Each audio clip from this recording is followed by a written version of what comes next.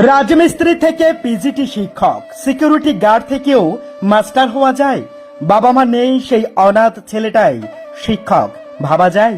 হ্যাঁ, নজরুল ছাত্রাবাসে থাকাকালীন সেই ছাত্রাবাসের গেটে দাঁড়িয়ে যখন সিকিউরিটি গার্ডের দায়িত্ব পালন করতেন তখন অনেকেই অবাক হতেন, এ কি সত্যি ওই ছাত্রাবাসের ছাত্র নাকি সত্যিকারের সিকিউরিটি গার্ড।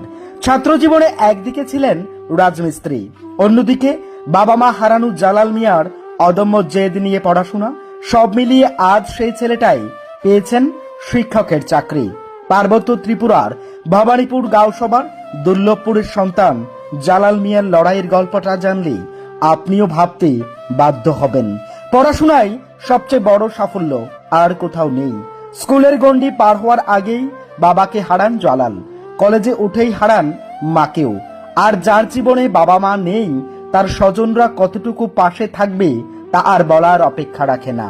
নিজের পড়াশোনার পুরো দায়িত্ব নিজেই সামলেছেন।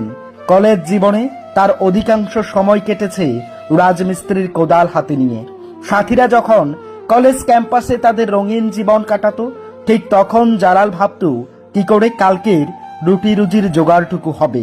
সত্যি বলতে কলেজ জীবন সবার জন্য রঙিন হয় না, কারণ ম্যাচিউর বয়সটাতে কেউ কেউ চরম দারিদ্রতায় ভুলে যায় রঙিন স্বপ্ন। মাধ্যমিকের টেস্ট রেজাল্টের পরেই বাবাকে হারান জালাল। কোনো ক্রমে গড় নাম্বার নিয়ে পাশ করেছেন মাধ্যমিক, তারপর উচ্চ মাধ্যমিকে ৭১% নম্বর নিয়ে পাশ করেন সে। তখন একদিকে পরিবার চালানো, অন্যদিকে কলেজের স্বপ্ন। ঠিক তখনই হারান মাকেও। এরপর আরো ভেঙে পড়েন সে। স্থানীয় কলেজ থেকে বিয়ে করেছেন জালাল। পড়াশোনার পাশাপাশি রাজমিস্ত্রির কাজ, কখনো বা ইলেকট্রিকের কাজ, সব মিলিয়ে ৬৮% নম্বর নিয়ে কলেজ থেকে পাস আউট হন তিনি।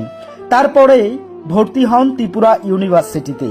সেখানে টিউশন করিয়ে নিজের পড়াশোনার পয়সা নিজেই জোগাড় করতেন, সাথে ইলেকট্রিক কাজটাকেও পাশে রেখেছেন। ৮১% নম্বর নিয়ে ইউনিভার্সিটি থেকে MA পাশ করেন। ৪ বছর ছিলেন নজরুল ছাত্রাবাসে। আর সেখানেই জালালের লড়াইটা আরো কষ্টকর। একদিকে সে সেই ছাত্রাবাসে থেকেই পড়াশোনা করতেন, অন্যদিকে রাতের বেলায় সেই ছাত্রাবাসের সিকিউরিটি গার্ড ছিলেন। বহু রাত বিনিদ্রভাবে কেটেছে তার। পড়াশোনায় বেড়েছে মনোযোগ। সর্বোপরি ৮৭% নম্বর নিয়ে সে বিএড উত্তীর্ণ হয়। আজ হলুদ খামের সেই ছেলেটাই পিজিটির শিক্ষক। সত্যি জীবন বদলানোর গল্পের নায়করা বোধ হয় এমনই হয় জালালের মতো।